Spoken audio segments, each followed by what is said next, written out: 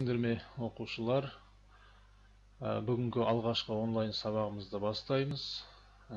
Қазақ тілінен бұл 90-да бізге берілген бөлім, 8-ші бөлім, әлемдегі қақтығыстар және бейбітшілік.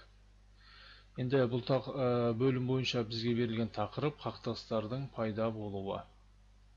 Бұл тақырыпқа берілген тілдік бағдар аралас құрмалас сөйлемдердің жасалу жолдары. Олай болса, біз қазір қақтығыстардың пайда болуы деген тақырыбымызға тоқталып өтейік. Сендерге түсіндіріп өтейін азғантай. Бұл жердегі енді біздің негізгі тоқталатын тірек сөзіміз қақтығыс.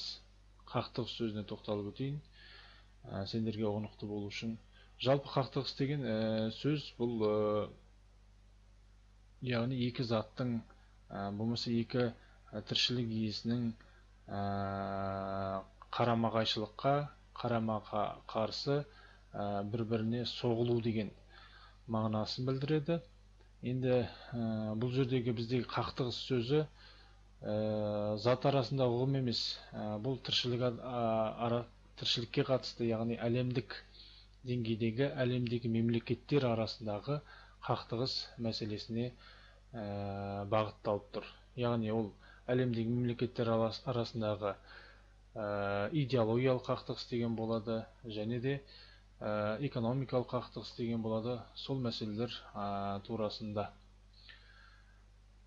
Енді бұл қақтығыс турасында сендер өздерің бағдар алғаннан кейін ізденесіңдер. Қазір төменде аудио материалдар жіберемін.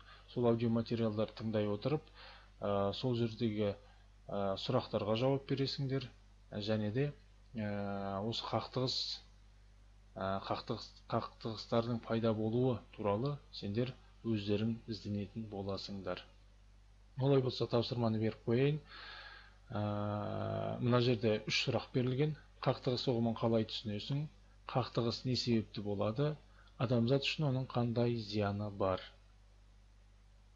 Келесі, екінші тапсырма бойынша сендер кітаптарыңдағы, яғни қазақ тілі кітаптарыңды ашасыңдар, 9 сыныптың.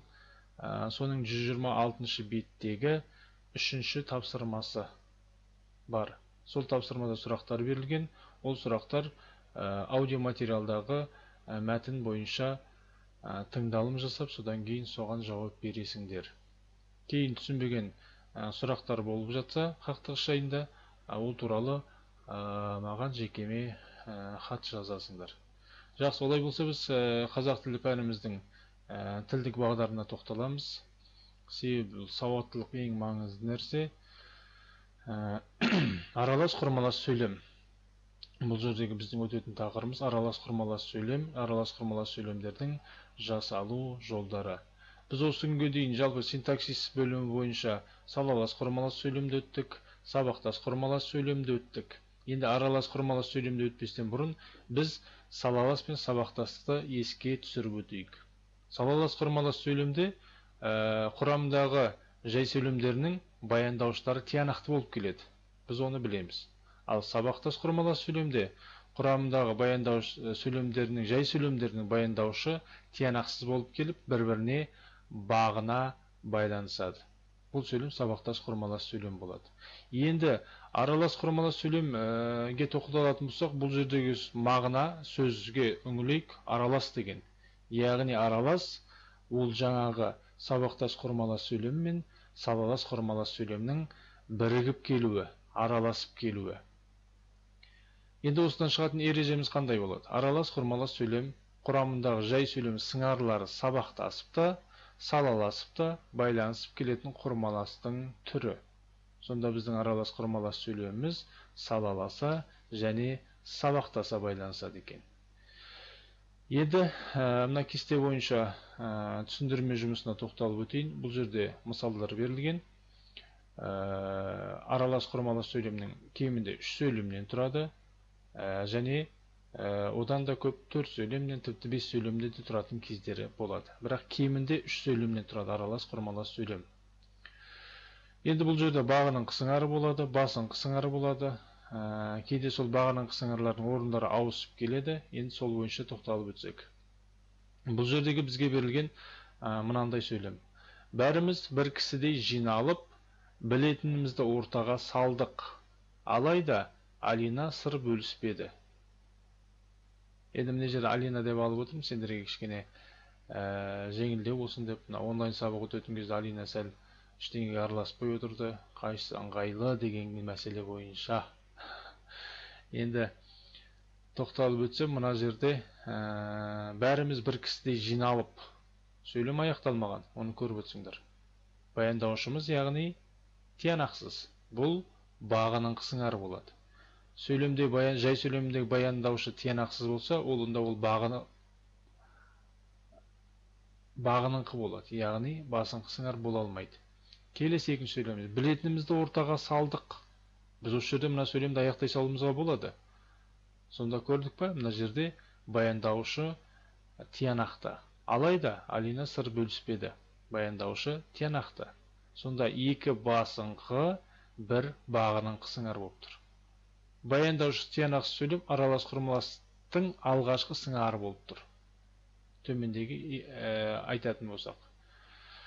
Сонда бір бағыныңқы, екі басыңқы сыңар болып тұр. Енді бұл бағыныңқы сыңардың үш сөйлемнен келген кезде ол басында да келе береді, және ортасында да келе береді. Екінші мысалымыз бойынша бұл жерде ортасында келіп отыр. Жасын өлең оқып отыр екен. Баяндаушымыз тиянақты. Сөйлемді үш түрден аяқтай салсақ болады. Келесі сөйлеміміз. Жанары жарқ-жұрқ етіп, баяндаушымыз тиянақсыз. Тыңдағанды баурап барады.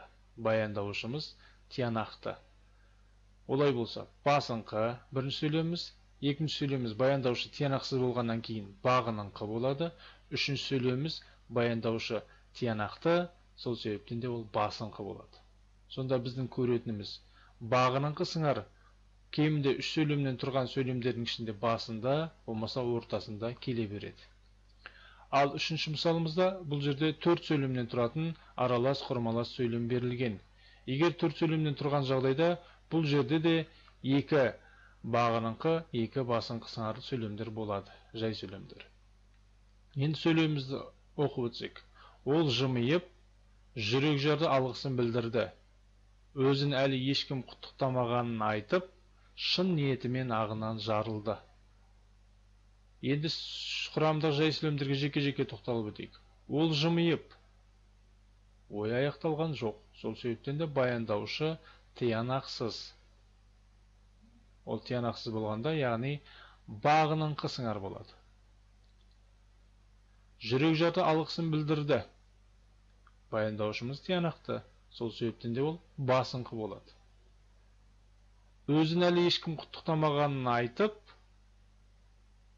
баяндаушымыз тиянақсыз. Сол себептен де ол бағыныңқы болады. Шын ниетімен ағынан жарылды. Баяндаушымыз тиянақты. Сол себептен де ол басыңқы болады екен. Міне, бұл кестеде көргеніміздей бағыныңқы басыңқы, бағыныңқы басыңқы. Төрт сөйлемнен құралған екі бағыныңқы, екі басыңқы. Енді бұдан да өзге мысалдар келтіре беруге болады. Олардың ішінде бағыныңқы сыңарлары, басыңқы сыңарларының орны ауысып келе береді. Бірақ екі басыңқы болған жағдайда міндетті түрде сөйлемнің соңында ол басыңқы сыңар болады. Неге? Себебі баяндаушы сөйлемді аяқтап, тиянақтап тұрады. Жақсы, олай болса, енді сендердің түсінгендеріңді білу үшін бұл тақырыптар бойынша тілдік бағдардың тапсырмасын сендерге айтып кетейін. Қазақ тілі оқулығын ашамыз. 129 бет, 8-ші тапсырма. Сендер бұл тапсырманың ішінден бұл жерде мәтініміз өте көлемді мәтін. Сол себептен де сендер оның алғашқы мәтінін оқып, сол алғашқы мәтіннің ішіндегі аралас құрмалас сөйлемдерді тауып, дәптерлеріңе жазып, маған жібересіңдер. Және де тағы бір айта кететін нәрсе, мына жоғарыдағы сұрақтарға және аудио тыңдалым бойынша берілген сұрақтарды дәптерлеріңе жазасыңдар міндетті түрде, сосын оның фотосын маған жібересіңдер. Ең басына міндетті түрде күн реті жазылады, одан кейін тақырыпты жазамыз, одан кейін тапсырмалар бойынша жауаптарын жазамыз.